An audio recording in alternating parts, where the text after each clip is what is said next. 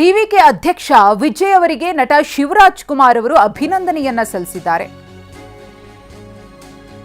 Hat trick hero Shivraj Kumar ಅವರು ವಿಜಯ್ ಅವರಿಗೆ ಅಭಿನಂದನೆಯನ್ನ ಸಲ್ಲಿಸಿದ್ದಾರೆ. ಇದು ನಿಜವಾಗಿಯೂ ನಿಮಗೆ ಸಂದ ಜನಾಶೀರ್ವಾದ ಅಂತ ಹೇಳಿ ಹಾಡಿ ಹೊಗಳಿದ್ದಾರೆ.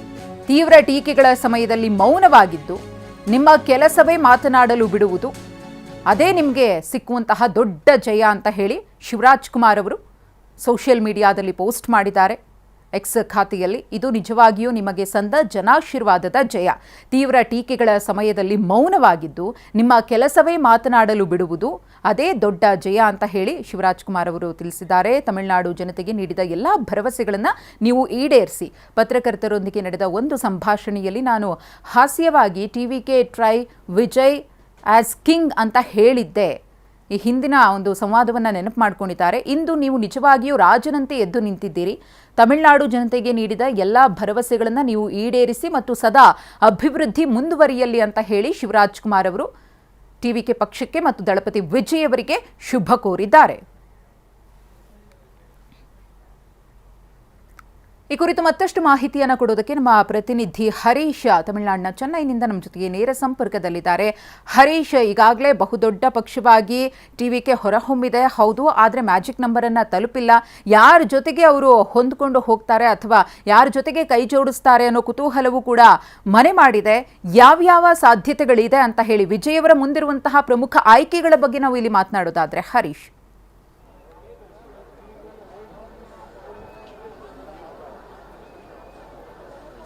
ಮಧುಶ್ರೀ, ತಮಿಳುನಾಡಿನ ಚುನಾವಣೆಯಲ್ಲಿ ಟಿವಿಕೆ ಪಕ್ಷ ಅತ್ಯಂತ ದೊಡ್ಡ ಪಕ್ಷವಾಗಿ ಹೊರಹೊಮ್ಮಿರುವಂತಹದ್ದು. ಅತ್ಯಂತ ದೊಡ್ಡ ಪಕ್ಷವಾಗಿ ಗೆದ್ದಿದ್ರೂ ಕೂಡ ಬಹುಮತವನ್ನು ತಲುಪುವಲ್ಲಿ ಸಾಧ್ಯ ಆಗದೇ ಇರುವಂತಹದ್ದು. ಇನ್ನೂ 11 ಸ್ಥಾನಗಳ ಅವಶ್ಯಕತೆ ಇದೆ. ಈಗ 108 ಸ್ಥಾನಗಳಲ್ಲಿ ಟಿವಿಕೆ ಪಕ್ಷ ಗೆದ್ದಿರುವಂತಹದ್ದು. ಒಂದು 2 ಸ್ಥಾನಗಳಲ್ಲಿ ಗೆದ್ದಿರ್ತಕ್ಕಂಥ ವಿಜಯ್ ಅವರು ಒಂದು ಕ್ಷೇತ್ರಕ್ಕೆ ರಾಜೀನಾಮೆಯನ್ನು ಕೊಟ್ಟಿದ್ದೇ ಆದಲ್ಲಿ 107 ಸ್ಥಾನಗಳಾಗ್ತವೆ. 107 ಶಾಸಕರನ್ನ ಇಟ್ಕೊಂಡು ಸರ್ಕಾರ ರಚನೆ ಮಾಡಲಿಕ್ಕೆ ಸಾಧ್ಯವ ಅನ್ನುವಂತಹದ್ದು. ಹಾಗಾಗಿ 11 ಶಾಸಕರ ಬೆಂಬಲ ಬೇಕಾಗುತ್ತೆ. 11 ಶಾಸಕರ ಬೆಂಬಲವನ್ನ ಎಲ್ಲಿ ಕ್ರೋಢೀಕರಿಸಬಹುದು, ಯಾವ ಪಕ್ಷದ ಬೆಂಬಲವನ್ನ ಪಡಿಬೇಕಾಗುತ್ತೆ ಅನ್ನುವಂಥ ಚರ್ಚೆಗಳೀಗ ನಡೀತಾ ಇರುವಂತಹದ್ದು. ಈಗಾಗಲೇ ಟಿವಿಕೆ ಪಕ್ಷದ ಪ್ರಮುಖ ಕಚೇರಿಗೆ, ಮುಖ್ಯ ಕಚೇರಿಗೆ ಟಿವಿಕೆ ನಾಯಕ ವಿಜಯ್ ಅವರು ಬಂದಿರುವಂತಹದ್ದು. ಅವರೀಗ ಶಾಸಕರ ಸಭೆಯನ್ನ ಮಾಡ್ತಾ ಇದ್ದಾರೆ. ಈ ಶಾಸಕರ ಸಭೆಯಲ್ಲಿ ಬಹು ಮುಖ್ಯವಾಗಿ ಮೊದಲು ಚರ್ಚೆ ಆಗುವಂತಹದ್ದು ಶಾಸಕಾಂಗ ಪಕ್ಷದ ನಾಯಕನನ್ನಾಗಿ ಆಯ್ಕೆ ಮಾಡಲಾಗುತ್ತೆ. ವಿಜಯ್ ಅವರೇ ಬಹುತೇಕ ಟಿವಿಕೆ ಪಕ್ಷದ ಶಾಸಕಾಂಗ ಪಕ್ಷದ ನಾಯಕರಾಗ್ತಾರೆ. ಶಾಸಕಾಂಗ ಪಕ್ಷದ ನಾಯಕರು ಯಾರು ಆಗ್ತಾರೆ ಅವರೇ ಮುಖ್ಯಮಂತ್ರಿಯ ಅಭ್ಯರ್ಥಿ ಆಗ್ತಾರೆ. ಇಲ್ಲಿ ಬಹು ಮುಖ್ಯವಾಗಿ ವಿಜಯ್ ಅವರು ತಮಿಳುನಾಡಿನ ಮುಂದಿನ ಮುಖ್ಯಮಂತ್ರಿ ಆಗುವಂತಹದ್ದು ಬಹುತೇಕ ಖಚಿತ ಆಗಿರುವಂತಹದ್ದು. ಅವರು ಮುಖ್ಯಮಂತ್ರಿ ಆಗಬೇಕು ಅಂತಂದ್ರೆ 11 ಶಾಸಕರ ಹೆಚ್ಚುವರಿ ಬೆಂಬಲ ಬೇಕಾಗುತ್ತೆ. ಈಗ ಯಾವ್ಯಾವ ಪಕ್ಷಗಳ ಬೆಂಬಲ ಸಿಗುತ್ತೆ ಅನ್ನುವಂಥದ್ದು ಈಗ ಚರ್ಚೆಯಲ್ಲಿರುವಂತಹದ್ದು. ಈಗ ಕಾಂಗ್ರೆಸ್ 5 ಸ್ಥಾನಗಳನ್ನು ಗೆದ್ದಿರುವಂತಹದ್ದು. 5 ಕ್ಷೇತ್ರಗಳಲ್ಲಿ ಕಾಂಗ್ರೆಸ್ನ MLAಗಳಿದ್ದಾರೆ. ಈಗಾಗಲೇ DMK ಜೊತೆ ಮೈತ್ರಿಯನ್ನ ಕಾಂಗ್ರೆಸ್ ಮಾಡ್ಕೊಂಡಿರೋದ್ರಿಂದ ಕಾಂಗ್ರೆಸ್ ಈಗಾಗಲೇ ಒಂದು ಸಿಗ್ನಲ್ ಅನ್ನ ಕಳಿಸಿದೆ.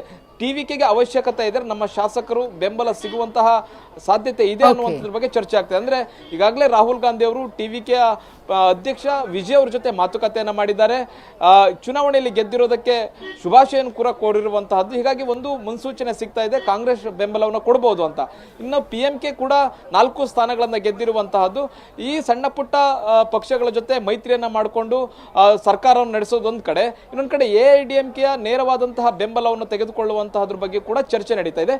ಇಂದಿನ ಸಭೆಯಲ್ಲಿ ಯಾವ ರೀತಿಯಾದಂತಹ ಅಭಿಪ್ರಾಯ ಶಾಸಕರು ವ್ಯಕ್ತಪಡಿಸ್ತಾರೆ, ಮತ್ತೆ ಟಿವಿಕೆಯ ಒಂದು ಮ್ಯಾನೇಜ್ಮೆಂಟ್ ಗ್ರೂಪ್ ಏನಿದೆ ಇವರೆಲ್ಲರೂ ಕೂಡ ಒಂದು ತೀರ್ಮಾನವನ್ನ ಮಾಡಿ ಸಣ್ಣ ಪುಟ್ಟ ಪಕ್ಷಗಳ ಜೊತೆ ಹೋಗಬೇಕು ಅಥವಾ AIADMK ನೇರವಾದಂತಹ ಬೆಂಬಲವನ್ನು ಕೋರಬೇಕು ಅನ್ನುವಂತಹ ಚರ್ಚೆಯನ್ನ ಮಾಡ್ತಾ ಇದ್ದಾರೆ. ಒಂದು ಅಂತಿಮ ನಿರ್ಧಾರವನ್ನು ತೆಗೆದುಕೊಳ್ತಾರೆ. ಮಧುಶ್ರೀ, ಧನ್ಯವಾದ ಹರೀಶ್ ತಮ್ಮೆಲ್ಲ ಮಾಹಿತಿಗಾಗಿ.